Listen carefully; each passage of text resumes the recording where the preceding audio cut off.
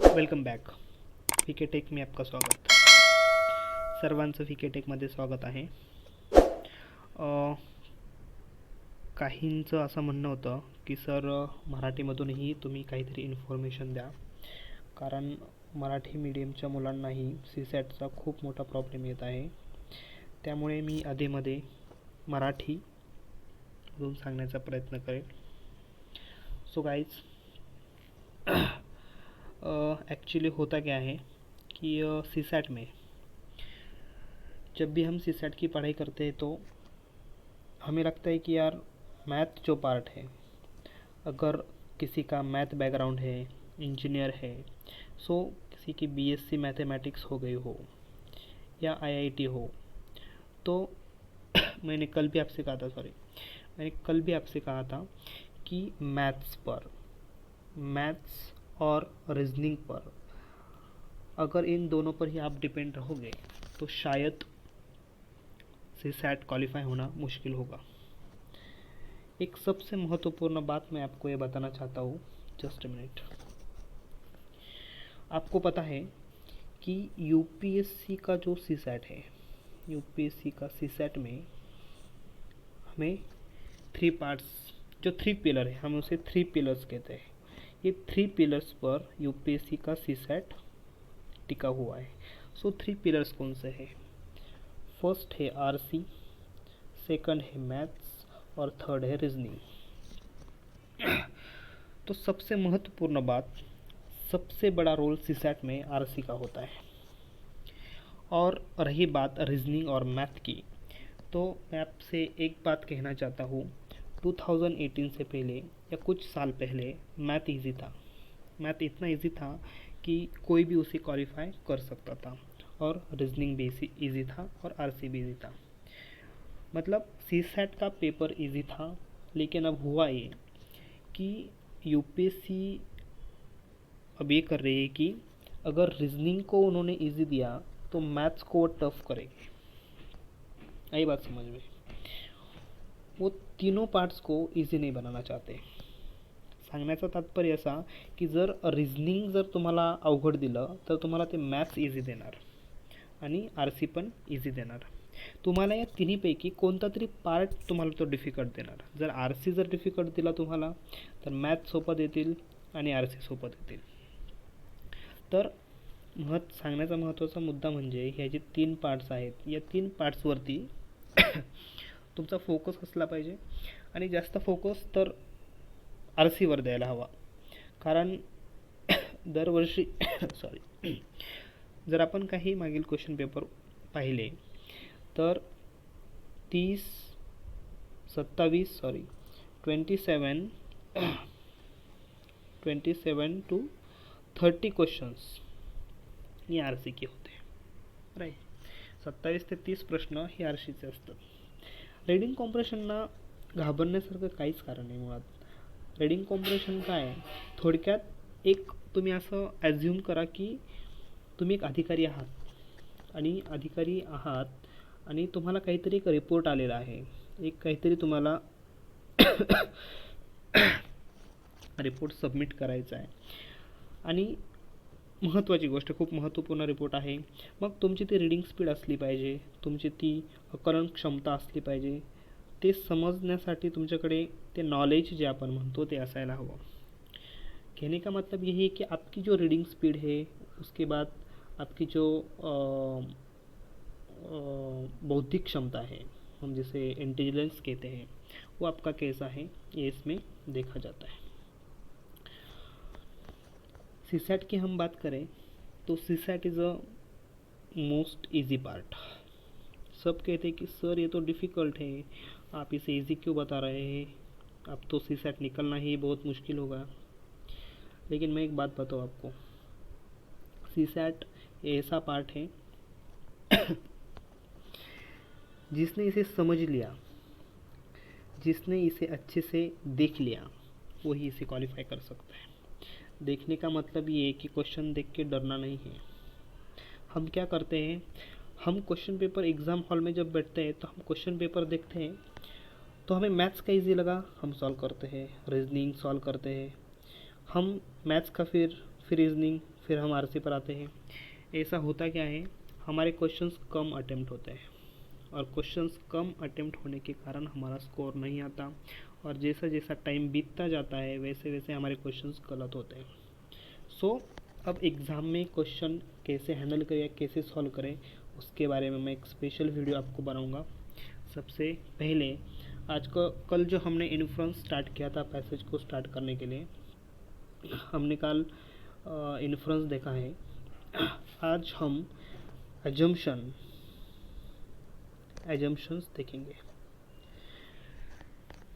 इसका मतलब ये कि कुछ बच्चों को ऐसा लगता है कि आरसी का मतलब ऐसा होता है की अगर हमने कोई पॅसेज पढ़ा, जर आम्ही एखादा पॅसेज वाचलं तर त्या पॅसेजमध्येच ते उत्तर आहे।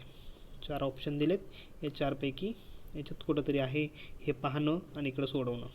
तुम्ही चुकलात, मग आयोग तुम्हाला इथं चुकवण्यासाठीच बसलेला आहे। सर्वात महत्त्वाचं म्हणजे मग सर्वात महत्त्वाचा पार्ट ॲझम्पशन्स, म्हणजे हे शब्दातच दिलं आहे, काहीतरी ॲझ्युम करणं।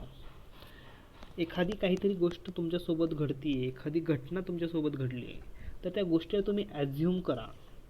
ॲझ्युम केल्यानंतर तुमच्या मनामध्ये काय येतं की अरे हां, असं केलं तर असं होऊ शकतं, राईट। आपण ते ॲझ्युम केलं पाहिजे। थोडक्यात हिंदीमध्ये त्याला आपण पूर्वधारणा म्हणतो, राईट। पूर्वधारणा, हे झालं नसतं तर, हे झालं तर, या गोष्टी आपल्याला पॅसेज वाचून घ्यायचे असतात।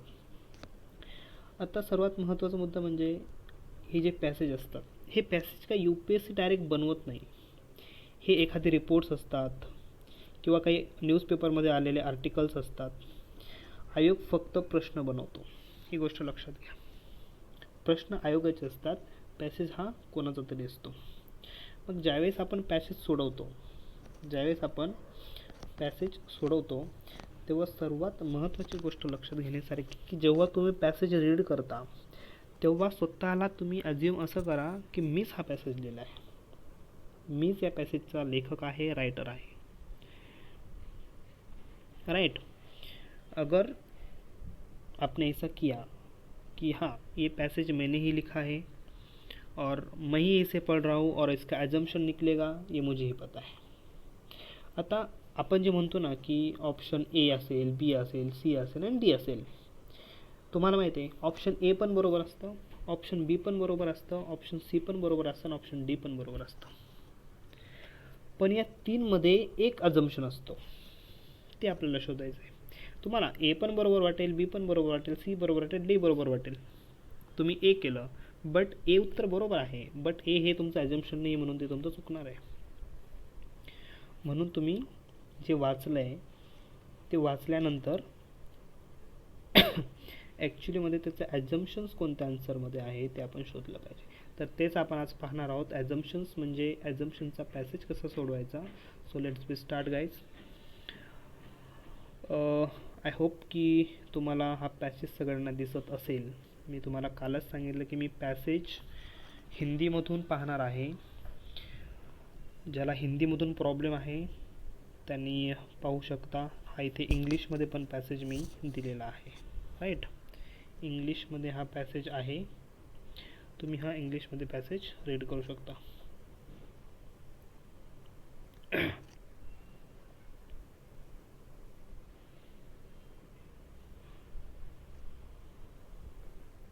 व्हिडिओ स्टॉप करून तुम्ही हा पॅसेज वाचण्याचा प्रयत्न करा।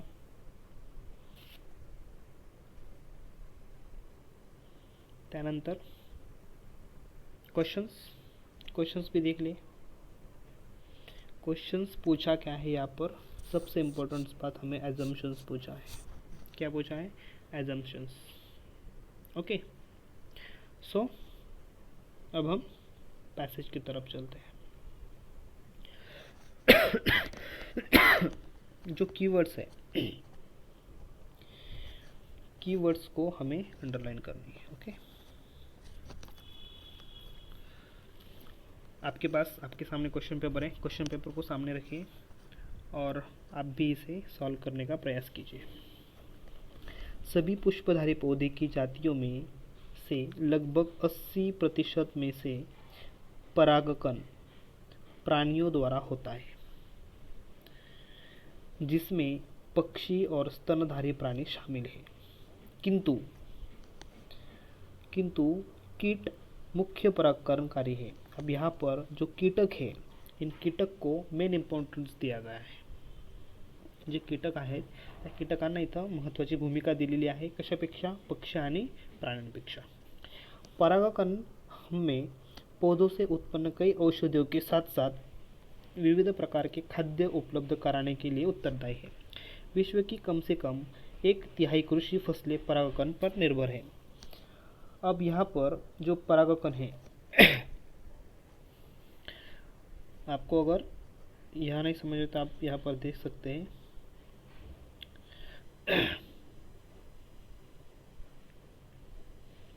ओके,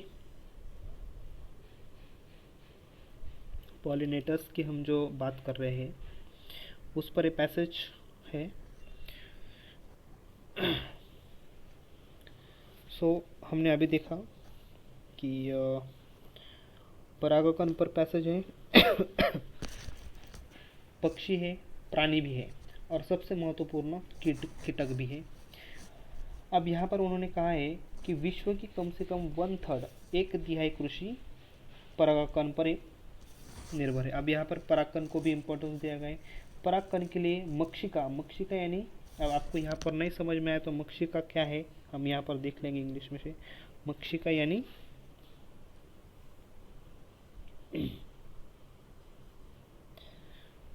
मक्षिका यानी बीज. ओके, बीज, मधुमक्खी जिसे हम कहते हैं, राइट. मधुमक्खी की बात चल रही है. मधमाशा, मराठीमध्ये आपण मधमाशा म्हणतो त्यांना.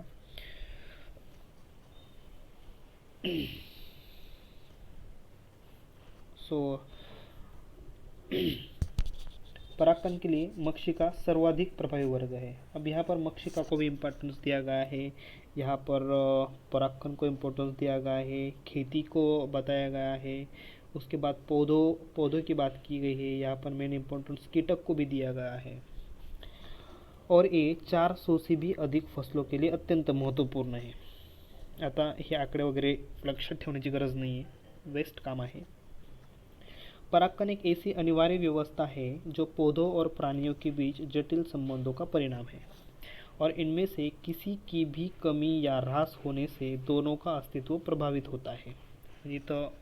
इथं पॅसेज टर्न घेतला आहे.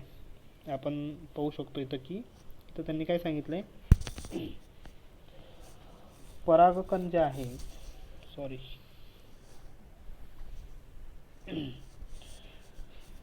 परागकण हे अनिवार्य है. पौधों और प्राणियों के बीच जटिल संबंधों के परिणाम और इनमें से किसी की भी कमी या ह्रास होने दोनों का अस्तित्व प्रभावित होता है. म्हणजे या दोघांपैकी कोणावरही जरी परिणाम झाला, कोणाचाही ह्रास झाला तर त्याने नुकसान होऊ शकतं. शेवटचं आपण हे पाहायला पाहिजे. प्रभावी परागकण के लिए मूल प्राकृतिक वनस्पति के आश्रय जैसे संसाधनों की आवश्यकता आहे. थोडक्यात हे सोल्युशन आहे, राईट. इथं सोल्युशन दिलेलं आहे.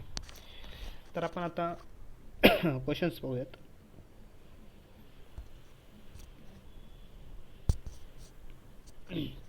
ॲझम्पशन विचारलेलं आहे आपल्याला.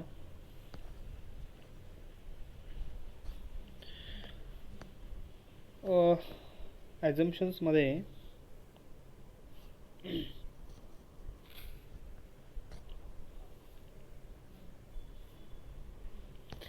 परागणकारी प्राणियों की विविधता के बिना भारत के अनाज खाद्यान्न के संतानने संसाधन संभव नहीं. ऐसा कहीं भी पैसेज में कहा नहीं गया है. असं पॅसेजमध्ये कुठंच सांगितलेलं नाही आहे की असं जर नाही झालं तर उत्पादन संभव नाही आहे. भारतातील उत्पादन खाद्यान्न आणि परागकणाशी संबंधित काही पॅसेजमध्ये सांगितलेलं नाही आहे. म्हणून ए जर कॅन्सल केलं तर ए आणि सी कॅन्सल होत आहे. 2, 3, 4 आणि 3, 4 म्हणजे दोन्हीमध्ये 3, 4, 3, 4 आहे. म्हणजे उत्तर 3 किंवा 4 मध्ये असणार. ही आहे एलिमिनेशन टेक्निक. आता आपल्याला विचार करायचा आहे 2 वरती. हा जो 2 नंबरचा भाग आहे. त्यांनी काय सांगितलं, उद्यान फसलों की एक धान्य कृषि कीटकों के अस्तित्व के लिए बाधक है. मला सांगा, पूर्ण पॅसेजमध्ये उद्यानाबद्दल आपल्याला कुठं काही सांगितलं आहे का?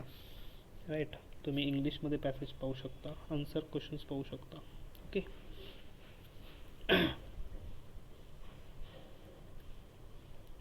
मोनोकल्चर जे आहे, मोनोकल्चरबद्दल पॅसेजमध्ये कुठेही काही सांगितलेलं नाही आहे. मोनोकल्चरबद्दल पॅसेजमध्ये काही सांगितलेलं नाही आहे. दुसरं चुकीचं आहे, पहिलंही चुकीचं आहे. सो उत्तर त्याचं 3 आणि 4 आहे. तुम्ही रिचेक करू शकता. आपण हा क्वेश्चन एलिमिनेशन टेक्निकने सोडवलेला आहे गाईज. तुम्ही पाहू शकता इथं जे 3 नंबरचा पॅसेज ऑप्शन आणि 4 नंबरचं जे ऑप्शन आहे त्याच्यामध्ये जर आपण विचार केला तर त्यांनी काय सांगितलं आहे, प्राकृतिक वनस्पती से विहीन कृषि क्षेत्र में परागण कार्य की अत्यधिक कमी हो जाती है. ठीक आहे, आम्हाला माहीत नाही किंवा वाचलं नाही किंवा असं पॅसेजमध्ये आहे नाही माहीत. कीटों में विविधता पौधों में विविधता लाती है. बरोबर आहे, आपण वरती वाचले. पण सर्वात महत्त्वाची गोष्ट मला सांगा, हे जे उद्यान फसलों को एक धान्य कृषी कीटों के अस्तित्व के लिए बाधक है, हे जे आहे हे पॅसेजमध्ये आपण कुठं वाचलं आहे? आपण काय कशाबद्दल वाचलं आहे? परागकण वाचलं आहे, प्राणी, पक्षी, कृषी, त्यानंतर मधमाशी यांना महत्त्व आहे. राईट.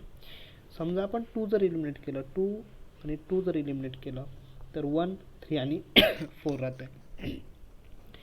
आणि भारताचा उल्लेख कुठं केलेलाच नाही आहे शब्दाचा. सॉरी काहीच. तर ऑप्शन ए ही कॅन्सल होईल. ऑप्शन आहे डी. अशा प्रकारे ॲझम्पशनचा क्वेश्चन सोडवायचा असतो. आय होप तुम्हाला हे ॲझम्पशनचा क्वेश्चन सोडवलेला कळालेला असेल. आपको समझ में आया होगा एजम्पशंस का क्वेश्चन कैसे सॉल्व किया जाता है. आप इंग्लिश में भी पढ़िए और उसे सॉल्व करने का प्रयास कीजिए. आई होप आपको सबको समझ में आया है. इसी तरह हम और नए नए पैसेज लाएंगे और उन्हें सॉल्व करने का प्रयास करेंगे. सो यहीं पर हम स्टॉप करते हैं. मिलते हैं अगले वीडियो में. तब तक बाय बाय. और वीडियो को सबसे ज़्यादा लाइक कीजिए, शेयर कीजिए और सब्सक्राइब कीजिए.